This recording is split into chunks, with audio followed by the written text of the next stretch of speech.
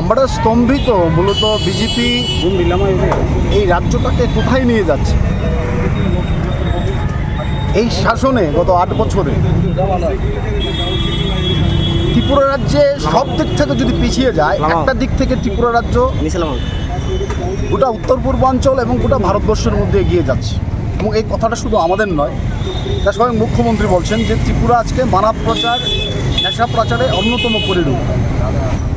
এবং এই যে নেশার রমরমা, এই যে মাদকের রমরমা, এটা অত্যন্ত উদ্বেগের। আমরা গত কয়েক মাস আগে লক্ষ্য করলাম এই রাজ্যে রেলের ওয়াগন ভর্তি করে নেশা আসে। পুলিশ উদ্ধার করলো রেল থেকে বিপুল পরিমাণ নেশা সামগ্রী।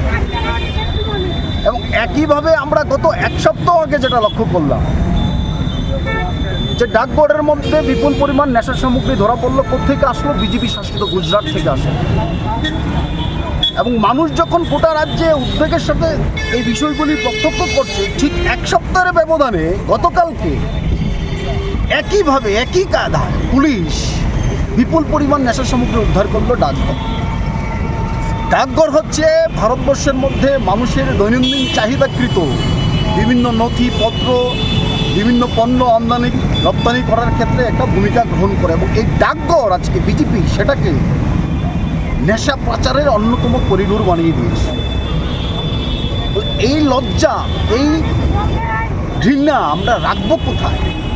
বিজেপির কাছে আমাদের প্রশ্ন যে আপনারা এই রাজ্যের যারা যুব প্রজন্ম আছে, নবপ্রজন্ম আছে, তাদের ভবিষ্যৎকে আপনারা কোন দিকে নিয়ে যাচ্ছেন?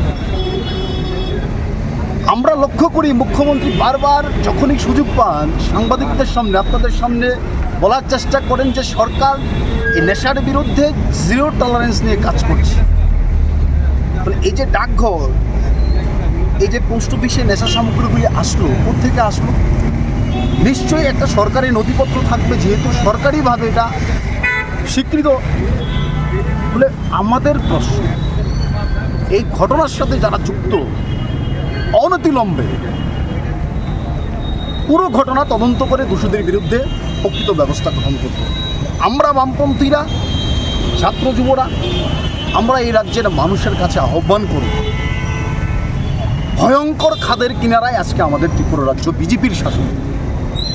বিজেপি মুখে যা বলে ঠিক তার বিপরীতে এই রাজ্যের যুব প্রজন্মকে ধ্বংস করতে পরিকল্পিতভাবে সরকারি মদতে তাদের জীবন ধ্বংস করছে। মানে মানুষের কাছে আমাদের আহ্বান, দলমত নির্বিশেষে, কোনো ঝান্ডা না, কোনো রং না, কে সিপিআইএম, কে বিজেপি, কে কংগ্রেস, আমরা সেটা বলতে চাইছি না।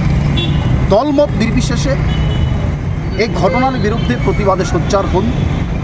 প্রকৃত দোষীরা যেন শাস্তি পায়, সরকার যেন বাধ্য হয় এই ঘটনাগুলির প্রকৃত তদন্ত করে দোষীদের বিরুদ্ধে কঠোর থেকে কঠোর ব্যবস্থা গ্রহণ করা। এবং এই দাবিতেই আজকে আমরা এই পোস্ট অফিসের সামনেই আমরা বিক্ষোভ প্রদর্শন করছি। 8 ঘন্টার বিক্ষোভ থাকবে আমাদের। আমি আপনাদের অনুরোধ করব আমাদের এই কর্মসূচির বার্তা গোটা রাজ্যের মানুষের কাছে ছড়িয়ে দেওয়ার জন্য। ফলে একজন দেশপ্রেমিক নাগরিক হিসেবে আমাদের মতন আপনাদেরও দায়িত্ব মানুষকে সচেতন করা, এই বিষয়গুলি নিয়েও মানুষ রাস্তায় প্রতিবাদে সামিল হয়, মানুষকে